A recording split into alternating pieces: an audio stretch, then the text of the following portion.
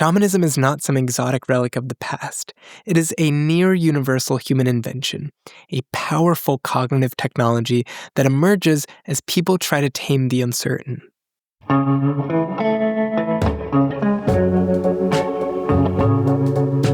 Good morning. I'm Michael Kovnat, and this is the Next Big Idea Daily, where we unpack the best new nonfiction, one big idea at a time.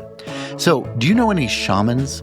For most of us, the word conjures something far away, an exotic and ancient spiritual practitioner. But some would argue that shamans aren't just relics of the past, but contemporary figures meeting a universal need.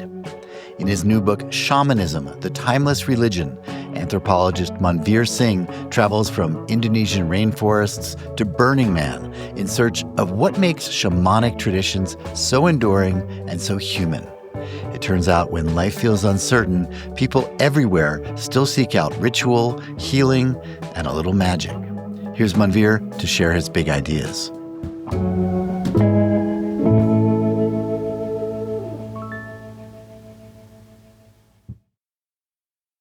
Hi, my name is Manveer Singh.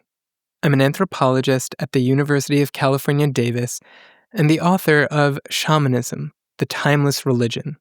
This book is based on a decade-long journey to understand shamanism, what it is, how it emerges, and why it will never truly disappear. Since 2014, I've been returning to Siberut, a rainforest-covered island in western Indonesia where I've spent over a year living and working with shamans.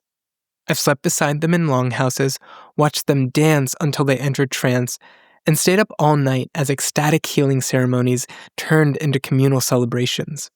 I've seen a child wake up paralyzed and then walk again after hours of ritualistic treatment, and I've observed a group of shamans sob as they summon the spirits of their dead ancestors.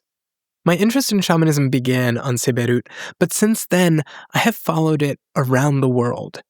I've inhaled a psychedelic snuff in the Colombian Amazon, witnessed a low-status man become possessed by a god in southern India, and learned neo-shamanic techniques at Burning Man. And the lesson I've taken from all these encounters is this. Shamanism is not some exotic relic of the past. It is a near-universal human invention, a powerful cognitive technology that emerges as people try to tame the uncertain. Humans everywhere are desperate to heal sickness, sway the weather, and otherwise control the uncontrollable. As we seek to do so, we craft this hyper-compelling package of beliefs and rituals. At the core of that package is transformation. A specialist, the shaman, uses techniques like trance, self-denial, and dramatic initiation to become a different kind of human, one capable of achieving feats regular people cannot. Shamanism suffused the spiritual lives of our Paleolithic ancestors. It was near universal among hunter-gatherers and persists in modern industrialized societies. And, I argue, it will forever reemerge. With that in mind, here are 5 key insights from Shamanism, the Timeless Religion.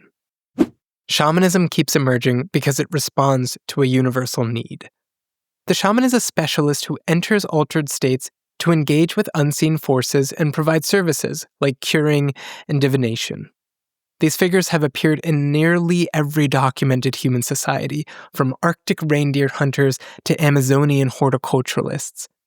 The practices vary. Some shamans consume hallucinogens, others only use dance and drumming to induce trance, still others subject themselves to darkness, but beneath that diversity is similarity.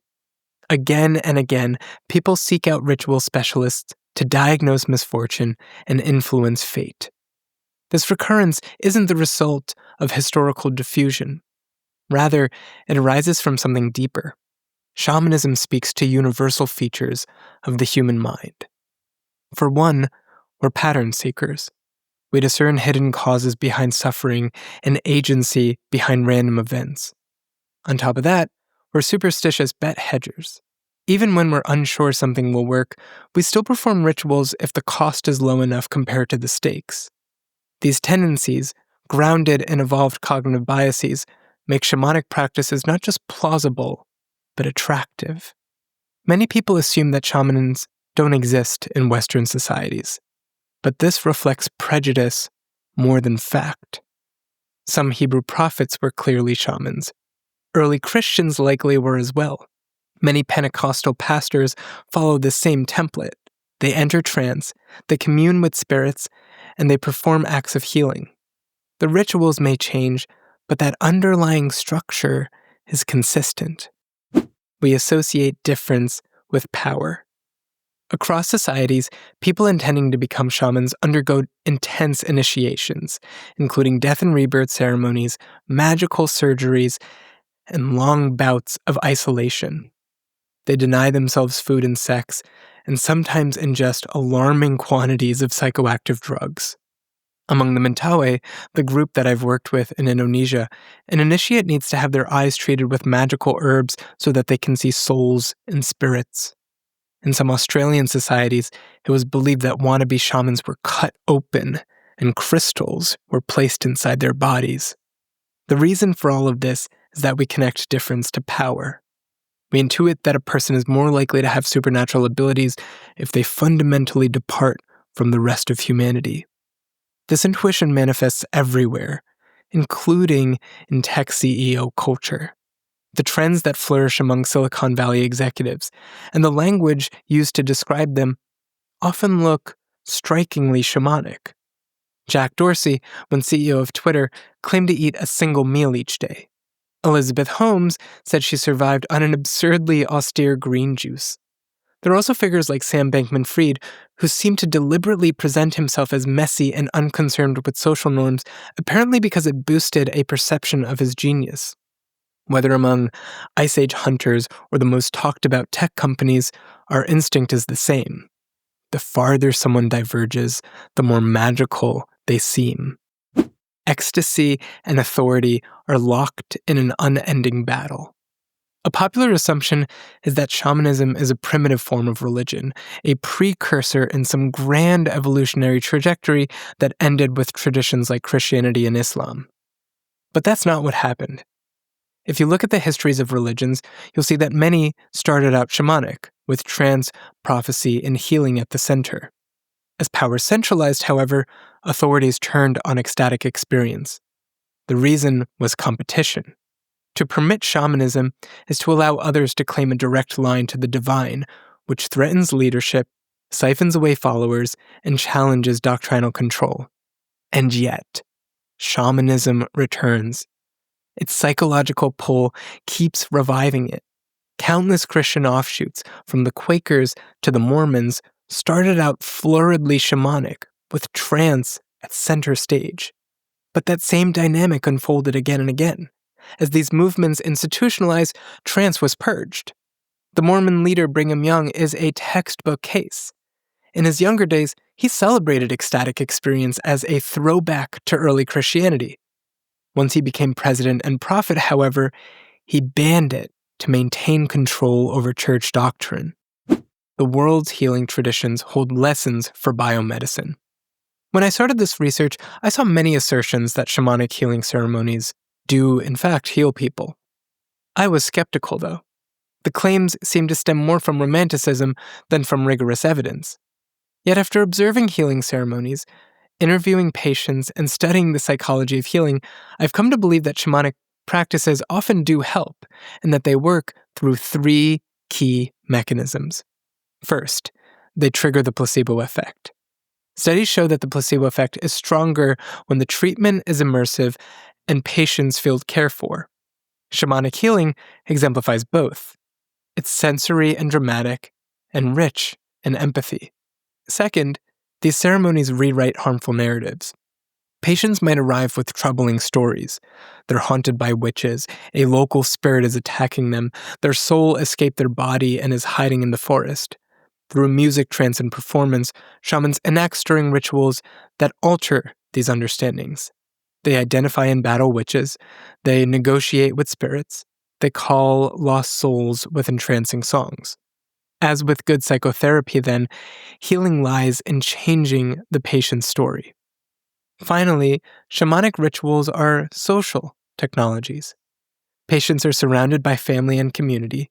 These ceremonies can feel like multi-day parties, filled with touch, feasting, and all-night dancing.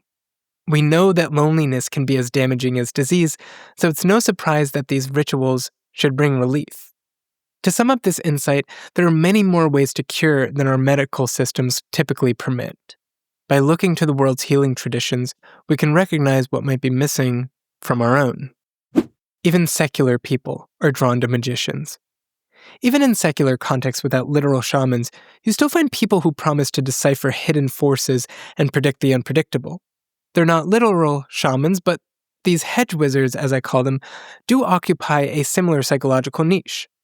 Consider money managers. Decades of research show that they fail to consistently outperform the market, let alone each other. Yet people still pay them staggering fees to divine the financial future.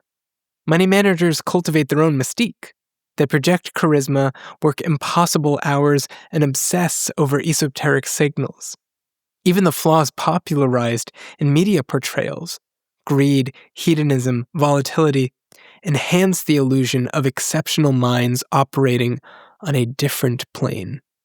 Hedge wizards don't enter trance or speak to spirits, but they're sustained by the same craving that has kept shamanism resurfacing around the world, the hope that someone, somewhere, can keep our anxieties at bay. Thank you, Manveer. Okay, everyone, you can get a copy of Shamanism at your favorite bookstore or by using the link in the episode notes. I'm Michael Kovnat. Hope to see you tomorrow.